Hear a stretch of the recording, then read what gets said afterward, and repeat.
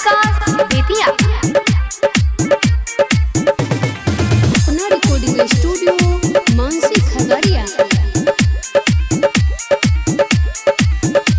बदल गेला बाबा पगली चढ़ते सावन में, बदल गेला बाबा पगली ए बाबा, बदल गेला बाबा पगली चढ़ते सावन में। केना या जल ढारे लागे नहीं छमानो, केना या जल ढारे लागे नहीं छमानो। हंसी खुशी दोनों बितावे रहिए साथ में, केना या जल ढारे लागे नहीं छमानो, केना ये जल ढारे लागे नहीं छमानो।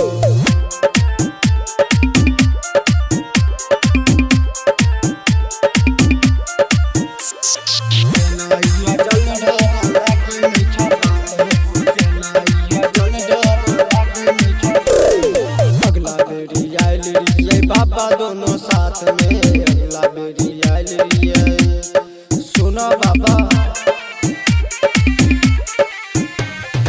अगला बेरी आयल रिये बाबा दोनों साथ में। वो मंगले हमारा तो हम मंगलिए वकारा हो, हम मंगलिए वकारा। हंसी खुशी जिंदगी बितावे रहिए साथ में, हंसी खुशी जिंदगी हो बाबा सुना हो। हंसी खुशी जिंदगी बितावे रहिए साथ में, केना या जल ढारे लागे नहीं छमानो, केना या जल ढारे लागे नहीं छमानो।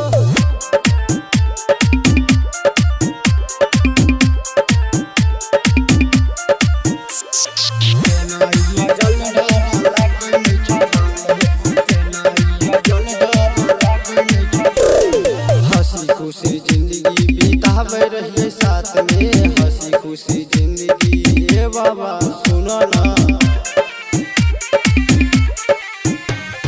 हंसी खुशी जिंदगी बितावे रहिए संग में, आप तक नजर लगले रह छिए लग हो।